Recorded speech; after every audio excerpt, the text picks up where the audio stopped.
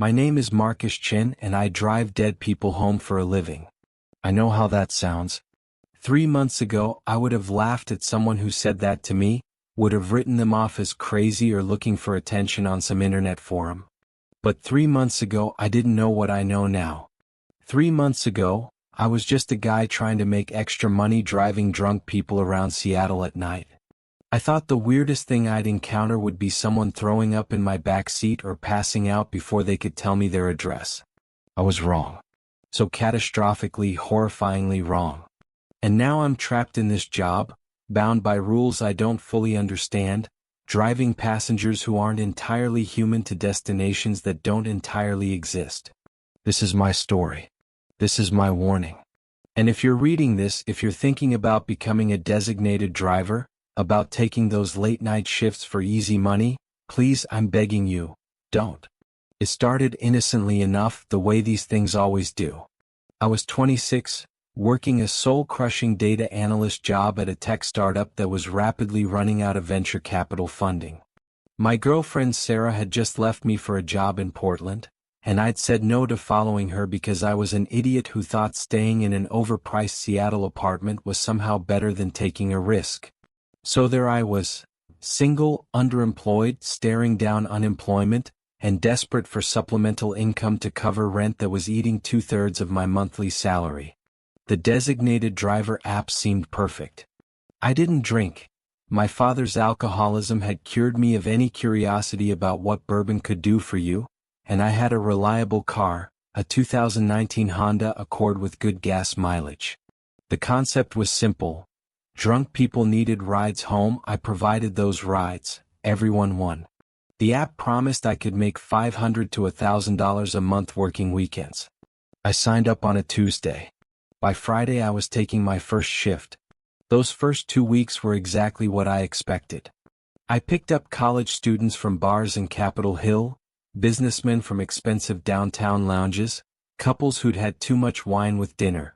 They were drunk, sometimes obnoxious, occasionally messy, but fundamentally normal. Human. Alive. I'd drive them home, they'd stumble into their apartments, I'd collect my fare and move on to the next ride. The work was boring, sometimes frustrating, but ultimately harmless.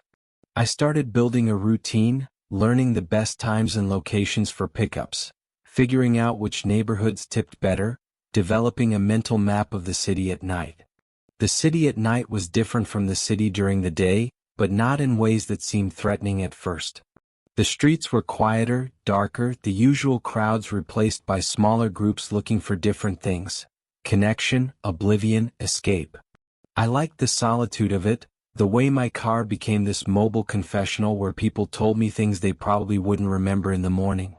A woman crying about her divorce. A man celebrating his promotion. These were human moments, raw and real, and being witness to them felt like a privilege even if I was being paid for the service. My mother called during my 3rd week of driving, asked how I was doing, whether I was eating properly. I told her I was fine, that I'd picked up some extra work driving people around at night. There was a long pause, and then she said in a very careful voice that I should be safe, that the city at night wasn't what it used to be. Your grandmother used to tell me stories about the night, she said. About the things that walk around when most people are sleeping. I thought they were just stories, but now I'm not so sure. Be careful, Marcus. I laughed it off, told her she'd been watching too many crime shows. I wish I'd listened to her. The first weird thing happened on my 9th shift, a Saturday night in late September. I picked up a woman named Jennifer from a club in Fremont around 1:45 a.m. She seemed normal enough when she got in, mid-30s, wearing a blue dress, smelling like vodka and cigarette smoke. She gave me an address in Ballard, about 15 minutes away. Normal ride, nothing unusual. She didn't talk, just stared out the window at the passing street lights, occasionally sighing these deep, weary sighs. Except about 5 minutes in, I glanced in my rearview mirror to check on her and couldn't see her reflection. I could see her physically, she was sitting right there in my back seat staring out the window, but the mirror showed an empty seat. The seatbelt was still buckled across nothing, creating this impossible image of a restraint holding invisible cargo. My heart rate kicked up. I blinked hard, rubbed my eyes with one hand while keeping the other on the wheel, looked again. Same thing. I turned around to look at her directly, breaking my usual rule about keeping eyes forward, and she was still there, solid and real, her face reflected in the window she was staring through even though it wasn't reflected in my mirror. I convinced myself I was tired, that the weird angle of the streetlights was creating some optical illusion, that I needed more sleep. My hands were shaking on the wheel, and I gripped it harder to steady them. Jennifer didn't seem to notice anything was wrong. When we arrived at her address, a small house with a well-maintained lawn, she got out without a word, walked to her front door and went inside. The porch light clicked off. I sat there for a full minute, breathing hard, trying to process what I'd seen. Or hadn't seen. Eventually I marked the ride complete and drove to my next pickup, pushing the incident to the back of my mind. The next night, Sunday, I picked up a man named David from a bar downtown around 2:15 a.m. He was in his 50s, wearing a business suit that looked expensive but rumpled. He got in, gave me an address in Queen Anne, and immediately pulled out his phone. About halfway there, I glanced in the rearview mirror and saw the same thing. David was there physically, I could hear him breathing, could hear his fingers tapping on his phone screen, but the mirror showed an empty back seat. That's when I started to feel real fear, the kind that sits in your stomach like ice. One passenger without a reflection could be explained away. Two suggested a pattern. I spent the rest of the ride trying not to look in the mirror, trying not to confirm what I'd seen. When I dropped David off, he thanked me in a perfectly normal voice, rated me 5 stars, and disappeared into his building. I sat in my car with my hands shaking and wondered if I was losing my mind. Over the next week, I tried to rationalize it. Maybe my mirror was defective. Maybe there was some scientific explanation involving light refraction. I cleaned the mirror obsessively, checked it during the day. It worked fine. Everyone else showed up perfectly. It was only the late-night passengers, only the ones I picked up after about 1:30 a.m., who didn't cast reflections. Not all of them, maybe 1 in 5, but enough that I couldn't pretend it wasn't happening. I started keeping a log, writing down names and times. Jennifer on September 23rd, David on September 24th, a woman named Lisa on September 27th, 3 college students on September 30th whose names I never caught. All of them solid and present, all of them casting no reflection, all of them going to addresses that seemed perfectly normal. Until the addresses stopped being normal. The third week of driving, I picked up a young man named Chris from a house party in the University District. The request came through at 2:17 a.m. Chris came stumbling out, extremely drunk, barely coherent. He gave me an address and numbers that didn't quite make sense, but my GPS accepted it without complaint. Chris passed out almost immediately, head lolling against the window, snoring softly. I drove south following the app's directions, watching the neighborhoods shift from student housing to residential to industrial zones. The streets got emptier, darker. About 15 minutes in, the GPS announced I'd arrived. I pulled up expecting to see a house or apartment. Instead, I found myself in an empty lot. Not where a house had been torn down recently. Just a vacant piece of land, overgrown with weeds that looked years old, surrounded by a chain-link fence with a faded for sale sign. The GPS insisted this was the address. The app showed I'd arrived. I turned around to wake Chris and ask what was going on. The back seat was empty. Completely empty. The door hadn't opened, I would have heard it, would have gotten an alert from the car's system. He'd simply vanished. The seatbelt lay unbuckled across the seat, the indent from his weight still visible. His smell, sweat and beer and cheap cologne, still hung in the air. But Chris was gone. I sat there for maybe 10 minutes, hands shaking, trying to figure out what had happened. Eventually I drove away, checked my app, and saw that the ride had been marked complete, payment processed, 5-star rating already submitted. A review had been posted, great driver, very smooth ride, got me exactly where I needed to go. I went home, didn't sleep, and spent the entire next day convincing myself I'd hallucinated it, That stress was making me see things. But it kept happening. 3 nights later, a woman named Michelle gave me an address that led to a building that had been demolished. I could see the empty foundation, the construction barriers. But Michelle got out like she was walking up to a functioning building, thanked me, walked toward nothing, and disappeared. Ride complete. 5 stars. A week after that, 2 men gave me an address the GPS couldn't find at first, cycling through calculating route for almost a minute. I drove for 30 minutes following directions that took me through neighborhoods I'd never heard of, down streets that didn't show up on any map, until arriving at what looked like an abandoned warehouse near the port. The men got out, walked toward a door that I was pretty sure hadn't been there when I pulled up, and vanished. 5 stars. A review, perfect ride. He knows the way. That phrase stuck with me, he knows the way. As if there was a way to know, a route to places that shouldn't exist. I started declining rides after 2 a.m., only accepting earlier pickups, trying to avoid whatever was happening. My income dropped immediately. After 2 nights, my phone started buzzing constantly with notifications I couldn't dismiss, rides I'd declined reappearing in my queue over and over. Then the messages started. Not through the app, but through my regular texts from numbers that showed up as all zeros or strings of symbols. Accept the rides. Stop declining. We need drivers. You can see, we know you can see, that makes you valuable. I blocked the numbers. They kept coming. I changed my phone number. The messages appeared on the new number before I'd given it to anyone. That's when I knew I was in real trouble. This wasn't stress or hallucination. This was something that had noticed me noticing it, something that wanted me to keep driving. I thought about going to the police, but what would I tell them? That some passengers don't have reflections? That I'm getting texts from impossible numbers? They'd think I was having a breakdown. I thought about quitting, but the thought filled me with dread I couldn't explain, a bone-deep certainty that stopping would be worse than continuing. Plus, I needed the money. The startup had started missing payroll. My savings were gone. Driving was the only thing keeping me financially afloat. So I kept driving. I accepted the rides after 2 a.m.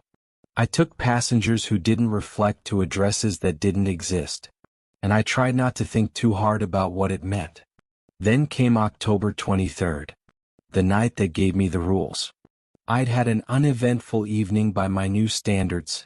6 passengers, half of them normal, half of them not. It was 2:14 a.m. when I got the ping for my 7th ride. The pickup location was an upscale bar called the Meridian. The passenger name was James Vaughn. The destination was 4750 Riverside Drive, one of those expensive neighborhoods where houses cost millions. I accepted and drove to the Meridian, pulling up at exactly 2:23 a.m. A man emerged, middle-aged, expensive suit that fit perfectly, moving with careful precision. He got in without looking at me, confirmed his name was James, and I pulled away. The first 10 minutes were normal. James sat quietly, occasionally checking his phone, mostly staring out the window. I drove west toward the bridge, navigating the empty streets. The dashboard clock showed 2:31 a.m. when we started across the bridge. We were halfway across when I glanced in the rearview mirror and saw that James didn't have a reflection. Not unusual anymore. But what was unusual was what I saw instead. The back seat wasn't empty. There was something there, something that looked like James but wasn't, something with too many angles and proportions that didn't work and shadows that fell wrong. And its eyes reflected the street lights like an animal's, that greenish gold shine that meant predator. I looked away quickly, forcing my eyes back to the road, my heart hammering. When I looked again, James was back to normal, or at least his reflection was gone. Maybe I'd imagined it. Maybe. You can see it, can't you? James's voice came from behind me, perfectly calm, conversational. Most drivers can't. Most people can't. But you can. I can tell by the way you're holding yourself, the way you stopped breathing, the way your knuckles are white on the wheel. I couldn't respond. My throat had closed with fear. James continued, voice still casual. That's going to be a problem. We've been using designated drivers for years now, so much easier than taxis, so much more anonymous. Just independent contractors with cars, picking up passengers, no questions asked, no oversight. Most drivers never notice anything wrong. They see what they expect to see. But you notice. You've been noticing for weeks. That's dangerous. The bridge seemed to stretch forever. No exit ramps, nowhere to go but forward. I finally whispered, "What are you?" James laughed, and the sound was wrong, had harmonics that human vocal cords couldn't produce, echoes from somewhere other than his mouth. What am I? That's the question, isn't it? The one you've been asking yourself every time you picked up someone without a reflection, every time you dropped someone off at an address that didn't exist. What are we? Where are we going? Why do we need drivers? He paused, voice taking on a harder edge. The answer is, it doesn't matter. What matters is that you've seen too much, and now we have to decide what to do about it. We could end you, make it look like an accident. But drivers who can see what you see are rare, valuable.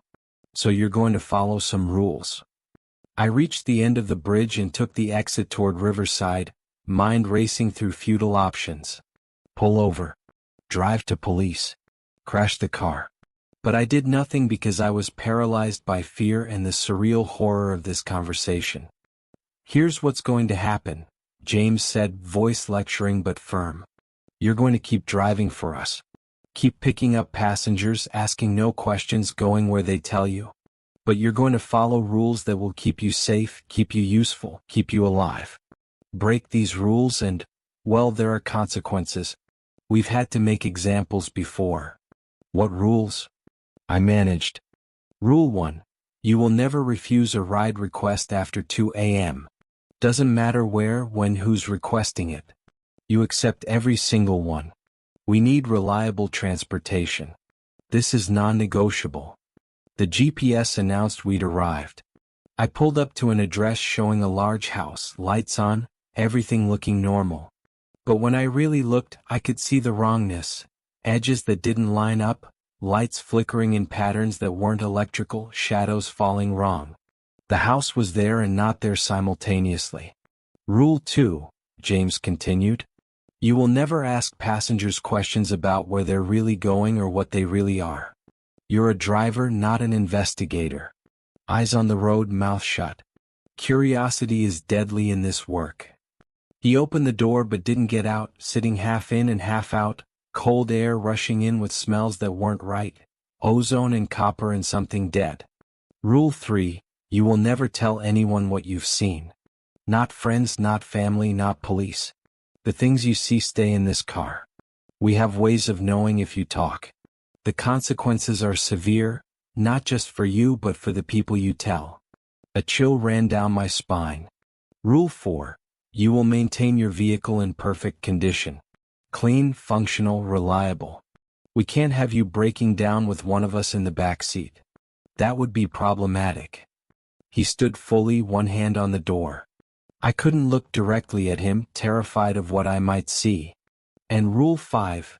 Most important, you will never look directly at a passenger who doesn't have a reflection. Use peripheral vision if you must, but don't look directly. Don't make eye contact. Because if you really see us, we have to make sure you never tell anyone. He leaned down to look at me. You'll get a message tonight with the rules written out. Follow them and you'll be fine. Break them and... He smiled, and his teeth were too sharp, too many, arranged in patterns that made my eyes hurt. Then he walked toward the house, and I watched in the mirror as he flickered, as the human shape fell away and I saw what was underneath. Something tall and impossibly thin, made of angles that hurt to perceive, something that moved wrong like frames were missing. Then he was through the door and gone. I drove home going 90, ran every red light, didn't stop until I was parked outside my apartment with all doors locked and hands shaking. The message was waiting, from a number showing all zeros, the 5 rules spelled out. At the bottom, we're watching. We're always watching. Drive safe, Marcus. That was 3 months ago. I've followed the rules ever since because the alternative is unthinkable.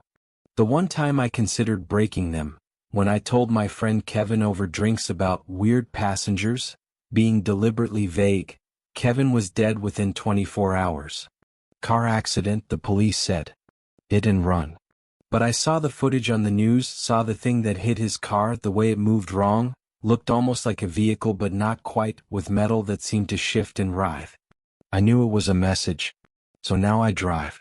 Every night, anytime a request comes through after 2 a.m. I accept them all, no matter how frightened I am. I drive passengers who don't cast reflections to addresses that don't exist. I drive things wearing human faces to destinations that flicker in and out of reality.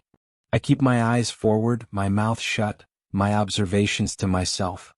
I've learned things from listening to conversations passengers have when they think I can't hear. There are layers to reality, spaces between spaces where things that aren't quite alive and aren't quite dead exist. Cities at night become thin places where those layers overlap, where creatures slip through and walk among us wearing disguises made of stolen faces. They need transportation from one thin place to another, one doorway to the next. Most designated drivers never notice because most people can't see what's really there, have minds that smooth over inconsistencies and explain away impossibilities. But some of us see too much, notice too much. And for us there are the rules. Follow them and survive. Break them and become another accident, another disappearance. The city is full of those stories. People who vanished without a trace, killed in suspicious accidents never solved. I wonder how many were drivers like me who broke the rules. The passengers come in varieties. Some look perfectly human until you catch them in wrong light, and then you see the wrongness. Extra joints, eyes that don't blink right, mouths too wide.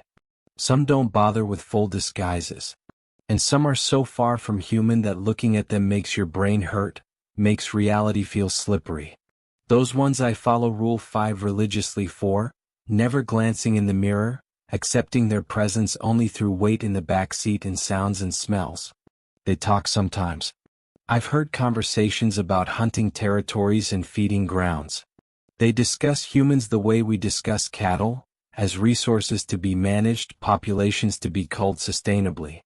Once, two argued about whether humans who could see should be eliminated immediately or could be useful if managed. They were clearly talking about me, debating whether I should be allowed to continue existing. I've started seeing other drivers at 3 a.m. gas stations. We don't talk Rule 3, but I can see it in their eyes, the knowledge, the fear, the exhausted resignation. We recognize each other. There are dozens of us in Seattle alone, a ghost network serving a clientele most people don't know exists. I tried to quit once, 2 weeks after James gave me the rules. I deleted the app, blocked the number, stayed home. The app reinstalled itself. I deleted it again. It came back. I threw my phone away, bought a new one. The app was already installed, waiting with a message, "You don't quit. We'll tell you when you're done." That night I got 47 ride requests. I didn't accept any. The next day, my elderly neighbor Mrs. Patterson asked if I'd seen her cat. A week later, I was driving a passenger when it pulled something small and furry from its briefcase. "From the building where that driver lives," it said. The one who thought he could refuse us. Wanted to make sure he understood the consequences. I started accepting every ride that night. Mrs. Patterson never found her cat. The rules protect me, but not because they're kind. They protect me because a driver who can see them and stay silent is useful. Valuable. Most drivers are blind, can be used briefly before inconsistencies pile up. But a driver who sees everything and says nothing? That's rare. That's worth keeping alive. Each ride takes something from me. Not physically, I've checked, I'm not losing blood or organs. But I'm losing my sense that the world makes sense, my ability to trust reality, my capacity to feel safe. I'm losing sleep, losing weight, losing concentration at my day job. My boss asked if I was okay last week, said I seemed distracted. I told him I was fine, just tired. He suggested I talk to someone. I threw away the number because Rule 3 means I can't talk to anyone, can't explain, can't seek help. I don't know how this ends. Maybe I just keep driving until I'm old, ferrying monsters through the night for 50 years. Maybe one night the rules won't be enough. Maybe I'll break eventually and become another example, another warning to the next driver who sees too much. It's 2 a.m. right now as I write this. My phone is buzzing. First ride request. James Vaughn, The Meridian, 4750 Riverside Drive. The same ride that started this 3 months ago. I don't know if it's actually James or if that's just the name they use for rides they want me to remember are a warning. I'm going to accept the ride. I'm going to drive to the Meridian. I'm going to pick up whatever is waiting for me there. And I'm going to follow the rules, all 5 of them, because the alternative is ending up like Kevin or Mrs. Patterson's cat. But I'm also writing this down, documenting it, leaving a trail for someone who might come after me. Because if this is happening to me in Seattle, it's probably happening to drivers in other cities, other places where the night gets dark enough and the boundaries get thin enough. We're out there, those of us who can see. Those of us following rules we don't understand to protect ourselves from consequences we can barely imagine. Those of us driving through the night, ferrying monsters, keeping silent, surviving one ride at a time. If you're reading this, if you're thinking about becoming a designated driver, don't take the late shifts. Don't accept rides after 2 a.m. And if you start noticing passengers without reflections, addresses that don't exist, conversations that don't make sense, quit immediately. Delete the app. Move cities. Disappear. Because once they know you can see them, you're theirs. And the rules they give you aren't protection. They're a leash. The phone is buzzing again. Second ride request. Third. Fourth. The night is just getting started and they're all waiting for rides. And I'm going to drive them all, every single one, because that's what I do now. That's what I am. I'm Marcus Chen. I'm a designated driver. And there are rules I must follow. God help me, there are rules I must follow.